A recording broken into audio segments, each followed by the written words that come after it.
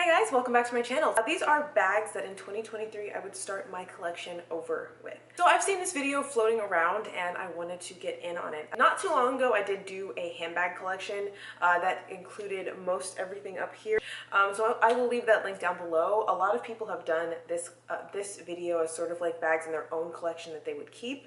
So since I've done that relatively recently, I'm actually going to go through the market, shop around and see anything like contemporary and anything new that I would start my collection over with. I also have a couple of tips for you guys. I worked in the luxury resale space for close to 10 years and I worked in store on the ground at basically all sectors of the business. I sold to buyers and did absolutely everything in between. So I definitely have a lot of tips for you guys if you are just getting started in your collection. So I've done a bunch of informational videos about how to get the most out of your luxury purchases. Definitely check out my channel if you're new here and be sure to subscribe. Leave me a thumbs up and you can also find me on a couple of other social channels. I'll have them linked down below. First thing I want to say, if you are getting started, try and limit yourself in the beginning to 5 bags. Then to 10. Once you really get beyond 10 bags, unless you are living some like high fancy lifestyle where you're constantly going out to events, serving looks every day at work. Feasibly for most people, a collection of more than 10 items results in bags collecting dust on your shelf. Like even someone with 100 bags, for example, they'll have like their selection of 5 or 10 and everything else is just sitting on the shelf. Now, being a collector, we love and encourage that here at KWSHOPS, but I would say don't go crazy in the first year or two of purchasing things. If you're just getting started, maybe stick to 5, and once you get beyond 5, really take an assessment of what you really need for your lifestyle. So I'm at a space now in my collection where you can see this is most of it right here. I have a lot of big bags. I love big bags because when I am carrying a big bag, I need all of my stuff to fit inside of it. I don't want to be carrying anything in my hands. One bag I've had my eye on forever. That one is the Prada Kanapa tote. This is a fabric tote bag from Prada that I've seen it in different colors in denim throughout the years. And what's great about this one is it has a much friendlier price point.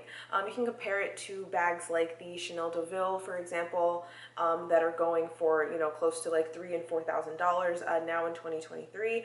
This one you can routinely find in the $700 and under range. I've always liked it.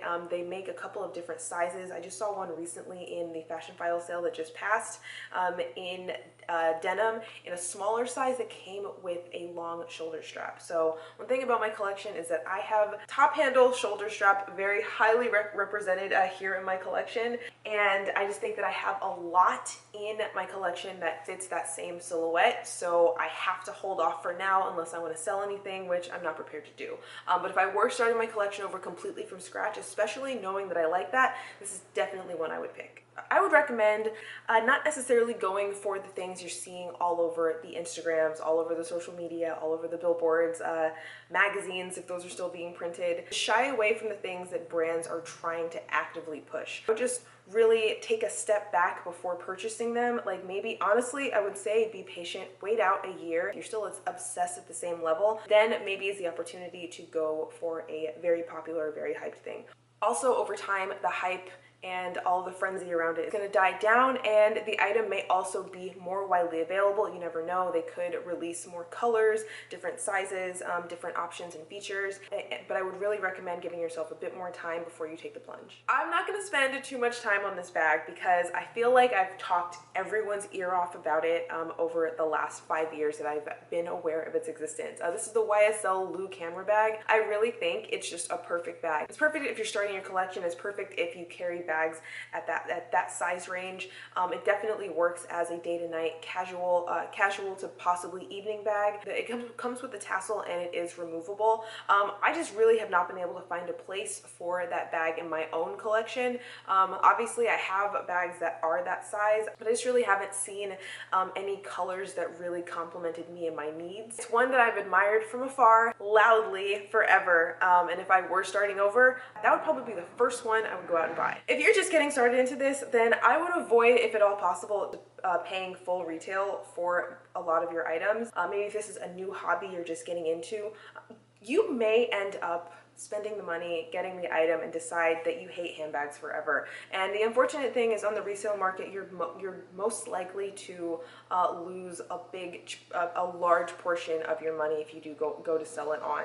So what I've done, and I've done a video about this where I compare the amount that I spent on the resale market versus what my bags are worth today, and for the most part, it's about the same. Now I'll be sure to leave that video linked down below where I compare the prices that I paid versus the prices that the items tend to go for now, and you'll see that the difference is slight, if at all. I probably would, if I were to use a reselling service, and I would be on the hook for consignment fees, but that is a choice, that's an option that we all decide to make for ourselves. But definitely, if you are paying full retail, you're most likely going to lose money, and you may want to avoid that. Okay, so if you look at past wish lists that I've posted here on my channel, you would have seen the Fendi Sunshine Tote. Now I'm here to say that it is off of the wish list. It is no longer a bag that I am searching for actively. I already was questioning whether or not I had space for it, but with the purchase of this Loewe fringe bag, I feel like I ended up choosing this one instead of. That said, if I were starting my collection over from scratch, I am so in. I am so sold on that bag. I love the aesthetics of it. The one that I want specifically is the either elephant gray or taupe with the python detailing. That is just so my jam. It's so my vibe. I love the neutral color, and I love the contrast with the exotic skin.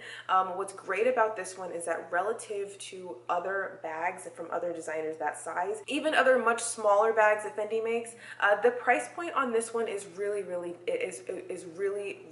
reasonable when you compare. I believe that the Sunshine in the regular is close to $3,000. I'll have the exact price and everything listed here on screen. But if you compare that to what they're selling even fabric baguettes for that are much smaller, only made of fabric, not made of any like natural materials, I think this one is a no-brainer. It's a great size. It has a top handle. It comes in a variety of different materials.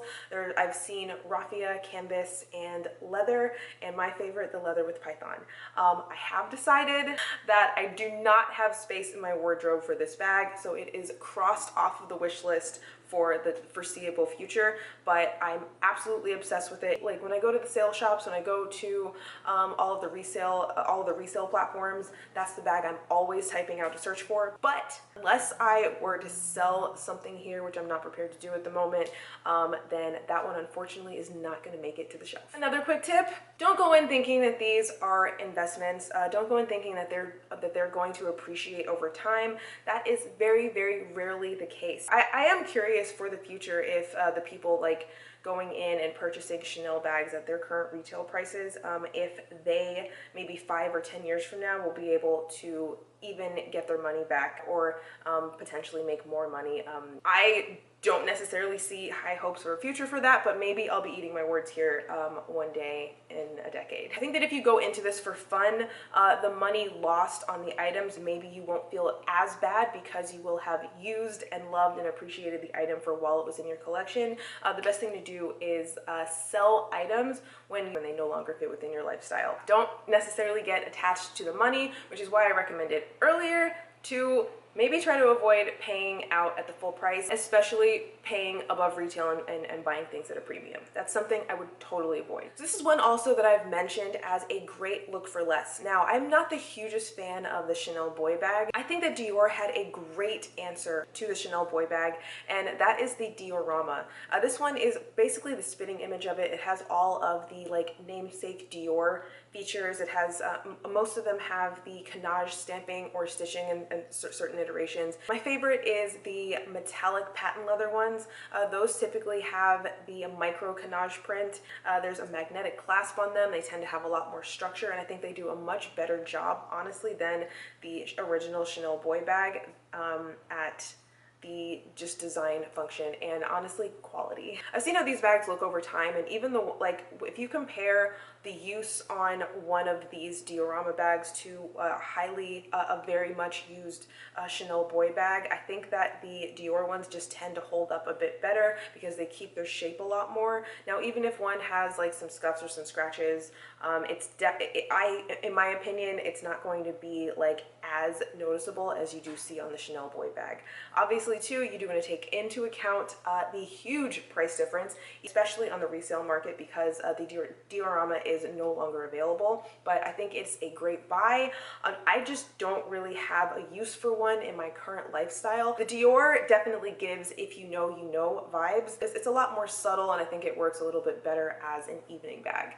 One thing from my, like, whenever I do evening looks, I find that I don't tend to reach for logos. I don't really do logos when I'm trying to dress up an outfit necessarily, and which is why I think the Diorama does a great job of being able to do both things. Another great tip if you're just getting started, I mentioned that you may want to focus on the resale market. If you're new to luxury, if you're new to luxury resale, I would try to stick to the more beaten path of luxury resellers. Now, there are certain tiers that are a lot more reliable and more trusted in regards to authenticity, quality, and just general customer service, and I really would recommend sticking there. You might be looking at paying higher prices potentially. Having peace of mind and authenticity, having a return policy, that's another one. Not a lot of other resale platforms tend to have. All of those are conveniences and services that, you know, do cost in the end. Certain ones offer payment flexibility options like Affirm, like layaway and deposit type of payment flexibility. And I think that some of them do a better job of accurately representing the product itself. Now, of course, if you are a nerd like me and want to scour the archives of eBay until 4 in the morning, that is absolutely an option. But know that so even if you may get better deals, there may be the possibility that you could be looking at different condition, possible like smells, odors, missing certain pieces, listings not being disclosed properly. I guess I would wait for that until once you've had a little bit more experience and you know what you like. Next up is this Chanel Perfect Edge. Now, this was on my wish list forever and was taken off once I got this. This is my Chanel Fantasy Pearl flap, and it's basically a smaller, more like classic version of the Perfect Edge. I just think that my wardrobe really doesn't have space for me to have both bags. It's like an edgier take on a cross between a boy bag and a classic flap. So I'm a huge fan of it. I've been singing that bag's praises forever. It's a great look for less if you are in the market for a Chanel 19 and want to maybe pay half of the price that they're selling for on the resale market or in boutique. So another bag that I would start my collection over with is the Brandon Blackwood Naya. You may know that I recently sold 3 Brandon Blackwood bags out of my collection just because they weren't working out for me. But I really do love the Naya bag. It has the branding. I like the size on it. Really sleek and elegant looking bag. But I like the crossbody option, and you can also take those straps off and carry it as a clutch. It comes in black and a couple of other colors. I just don't really have space or need for a bag like that in my wardrobe now. That's not to say that I won't purchase that in the future, but it's definitely one that I have my eye on, and if I were starting over, that would be the second bag that I bought. My next tip for newbies, or anyone honestly, don't be afraid to miss out. I know for a fact that sometimes when you're shopping for these things and the right one comes along in the right color and the right size, the right price, you know, you happen to find it and have like available funds for it, it really feels like fate is coming together to bring that bag into your wardrobe. I can assure you that there are so many great bags out there, and if you miss out on this one, then there may be something else in your future. You may decide later on that you don't actually want that bag at all, and I can't tell you how many times I've lusted after something, sitting up at night, sweating, scrolling my phone, looking at ready to purchase. I can't even tell you what some of them were. Down the road, missing out on it might actually let you know all you need to about whether or not it is something that you truly love. Because if you're sad like in here to see that it's gone, and you're sweating and thinking about it for weeks and months and sometimes years after the fact, then maybe that is something that you should add to your wardrobe. But there are any number of reasons that you could feel pressured into buying something, and you don't have to have everything. So I hope that this video was interesting and helpful. I worked in the industry for a very, very long time. I would say like the majority of my adult life.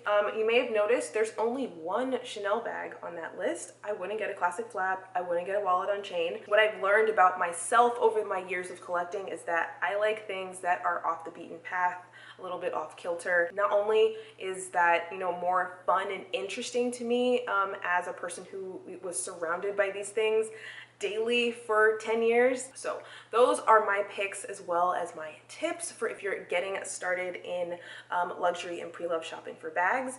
And comment down below and let me know what your first bag was or what you would like it to be. So with that, I'm gonna leave it here. Let me know if there's anything you'd like to see from me, if you have any questions about my many experiences in the luxury resale market. And I will catch you guys in my next one. Bye.